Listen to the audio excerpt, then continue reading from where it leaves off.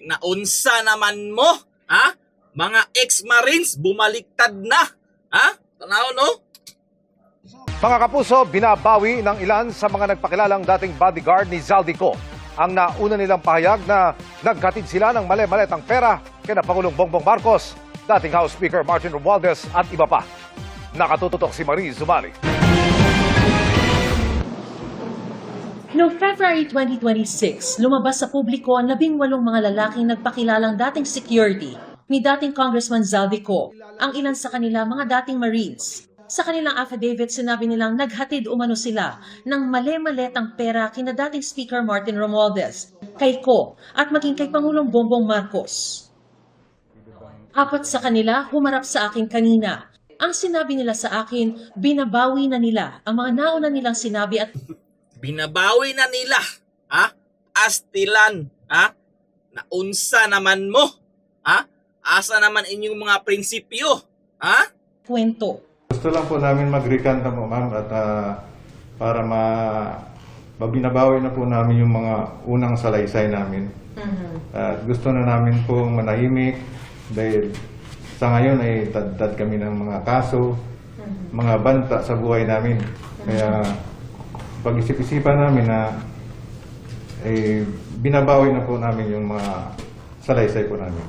So ilan ang gibawi, ang ilang salaysay, ang ilang statement, kay tad daw sila ng kaso o mga banta sa ilang kinabuhi.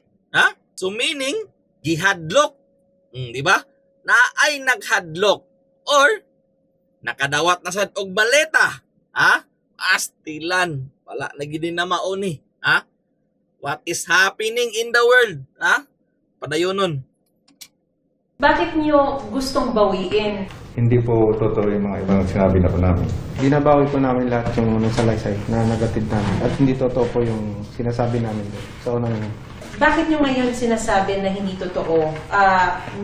Pero noon kasi pinanindigan niyo eh. Parang naguguluhan pa kami noon. Tapos, ang nagawa ng affidavit namin po ay hindi kami po.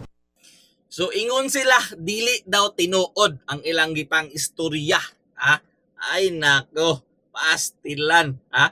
Ug dili daw sila ang naghimo atong ilang affidavit.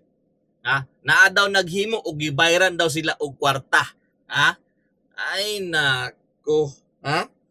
Dili na ko mo tawag sa inyo og ex-marines. Ha? Bodyguard na. Ha? Bodyguard kay wa moy ayo. Ha? Asa inyong baruganan, asa inyong prinsipyo. Ha? Nawala na. Ha? Muingon mo, dili tinuod ang inyong gipang istorya nga niatubang mo sa public sa tibuok Pilipinas nga walay kalo, ha? Walay mas ug walay antipara. Ha? Unya karon mo to nga mo nga dili tinuod, unya nakamas na mo, nakantipara, nakakalo.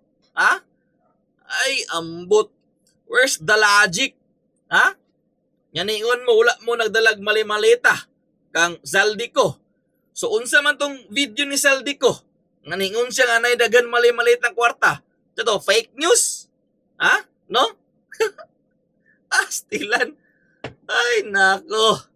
So, inyong giakusahan ang presidente? Unya dili tinuod? Ha? So unsay buhaton sa presidente lugar? Pasagdaan ra mo? Dili kasuhan? Ha? Buy-an ra mo sa malinawon? Kung ingana manggali mahitabo, alam na. Ha? Alam na nga naay negotiation nga nahitabo sa sulod. Ha? Mao nang gusto nilang Senator Marcoleta nga i-public hearing ang flood control. Ha? Dili diretso dadun sa ombudsman. Kay posible gini nga mahitabo nga daghan negotiation. Ha? Hadlokon og kaso or bayaran. Di ba? Ha?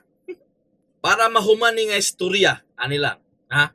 Kung ako ang presidente, inyo kong gidaot, ha? Dili ko musugot nga wala mo'y kaso o dili mo mapreso og cyber libel. Ana ra na kasimpol. Ako ang presidente sa Pilipinas, unya inyo kong gidaot. Ha? Unya mo uli ra mog malinawon? Di ba? Basic. Pag mo uli ra na sila malinawon, simple. Negotiated og nakadawat og maleta.